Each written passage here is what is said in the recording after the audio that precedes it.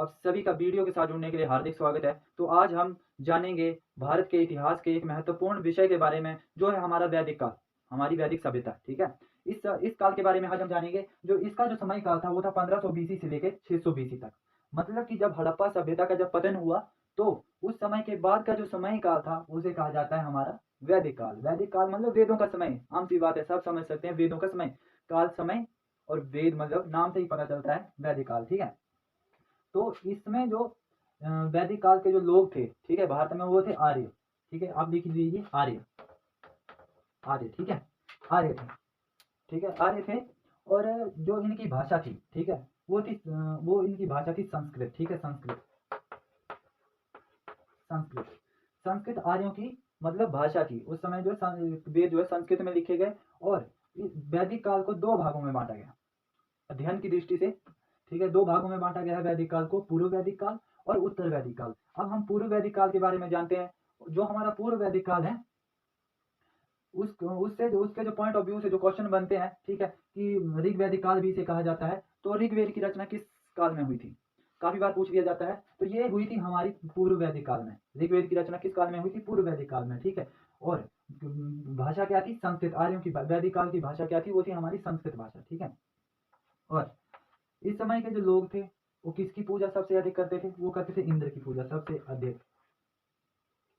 इंद्र इंद्र की पूजा सबसे अधिक की जाती थी पूर्व वैदिक काल में। मध्य वैदिक काल में इंद्र देवता को काफी बड़ा समझा जाता था, काफी उनकी पूजा की जाती थी इंद्र देवता की। तो ये तथ्य थे। जो पूर्व वैदिक काल में ऋग्वेद की रचना हुई, ठीक है, ऋग्वेद की रचना हुई। ऋग्वेद में अब पूछा जाता है कि गायत्री मंत्र किस वेद में है? तो गायत्री मंत्र जो है हमारा ऋग्वेद में है। ठीक है, ऋग्वेद में हमारा गायत्री मंत्र। गायत्री मंत्र, ठीक है, गायत्री मंत्र। और काफी बार ये भी पूछा जाता है कि गायत्री मंत्र किस देवी को समर्पित है? तो गायत्री मंत्र हमारा सावित्री देवी को समर्पित है। सावित्री देवी, ठीक है, सावित्री देवी को समर्पित है। और जो है इसकी जो रचना गायत्री मंत्र, काफी बार ये पूछा जाता है कि गायत्री मंत्र की रचना किसने की थी? गायत्री मंत्र की रचना की थी हमारे विश्वामित्र जी ने। विश्वामित्र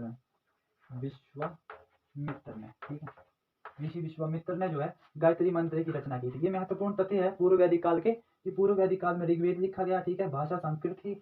और गायत्री मंत्र जो है ऋग्वेद से लिया गया है। किस देवी को समर्पित है? सावित्री देवी को समर्पित है।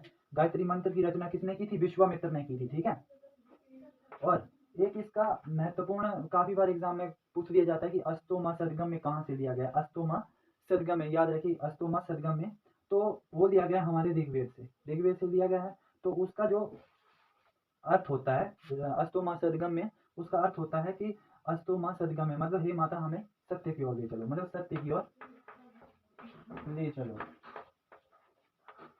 ठीक है, ये है मतलब जो पूर्व वैदिक काल के जो महत्वपूर्ण तथ्य है। ठीक है, जो हमारा ऋग्वेद है, इसमें जो है हमारे 10 मंडल है।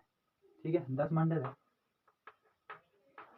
10 मंडल है। ठीक है, और इसमें जो है सूक्त है। सूक्त मतलब मंत्र, मंडल मतलब भाग, जैसे चैप्टर होते हैं बुक में। ठीक है, जैसे बुक के चैप्टर होते हैं, सिलेबस के चैप्टर होते हैं, वैसे ही। ठीक है, और जो सूक्त होते हैं वो थे मंत्र, 10, ठीक है, 1028 सूक्त थे। ठीक है, 1028 क्या थे? सूक्त थे, मंत्र थे। ठीक है, तो 10 मंडल थे इसमें। तो ये मतलब पूर्व वैदिक काल, ऋग वैदिक काल में जो थे किसकी पूजा की जाती थी? सबसे अधिक इंद्र देवता की जाती थी। ठीक है, और ऋग्वेद के बारे में जान लिया गया। ऋग्वेद किस काल में लिखा गया? पूर्व वैदिक काल में।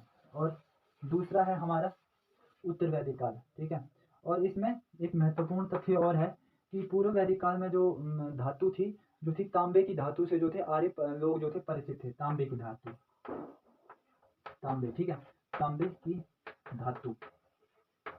काफी बार पूछ लिया जाता है कि तांबे की धातु का मतलब किस काल में तांबे की धातु का प्रयोग किया जाता था? वो किया जाता था पूर्व वैदिक काल में। ठीक है, तांबे की धातु का प्रयोग किया जाता था। इसके बाद जो हमारा उत्तर वैदिक काल आता है, ठीक है, ये इंद्र की काफी पूजा करते थे पूर्व वैदिक काल के लोग, और उत्तर वैदिक काल के लोग भी करते थे। और इसमें जो था थोड़ा सा विकसित हो गए, मतलब उस समय तांबा थोड़ा सा मतलब नरम होता है, और तांबे से जो सख्त धातु होती है वो होती है हमारी लोहा। लोहा, तो काफी बार पूछ लिया जाता है कि लोहे मतलब जो है किस काल के लोग लोहे का उपयोग करते थे? उत्तर वैदिक काल के करते थे। मतलब लोहे का उपयोग किस काल में हुआ, पूछ लिया जा सकता है। तो ये हुआ था हमारा उत्तर वैदिक काल में। ठीक है, और ऋग्वेद जो है हमारा, ऋग्वेद ऋग्वेद ठीक है, काफ़ी इंपॉर्टेंट है ऋग्वेद। इसमें जो है ऋग्वेद में काफ़ी पूछ दिया जाता है कि सबसे पुराना वेद कौन सा है हमारा, सबसे पुराना वेद है हमारा ऋग्वेद। ठीक है, ऋग्वेद की रचना पूर्व वैदिक काल में हुई, और जो 4 वेद हैं हमारे, जो 3 वेद है उसकी रचना जो हुई हमारे उत्तर वैदिक काल में। देखिए सामवेद, सामवेद की रचना हुई उत्तर वैदिक काल में, सामवेद। ठीक है, सामवेद, अथर्ववेद, अथर्ववेद और हमारा यजुर्वेद, सॉरी यजुर्वेद। ठीक है, इसकी रचना हुई हमारे उत्तर वैदिक काल में। ठीक है, तो देखिए ऋग्वेद जो है मतलब हमारे जो इसमें जो मंत्र है वो मतलब हर मंत्र के लिए मतलब देवी देवताओं को समर्पित है। 1028 जो मंत्र है इसमें सूक्त है। और जो हमारा पूर्व वैदिक काल है, ठीक है, पूर्व वैदिक काल, इसमें 3 वेद लिखे गए। ठीक है, हमारा सामवेद। ठीक है, सामवेद जो है संगीत का जनक कहा जाता है। संगीत का जनक किसे कहा जाता है?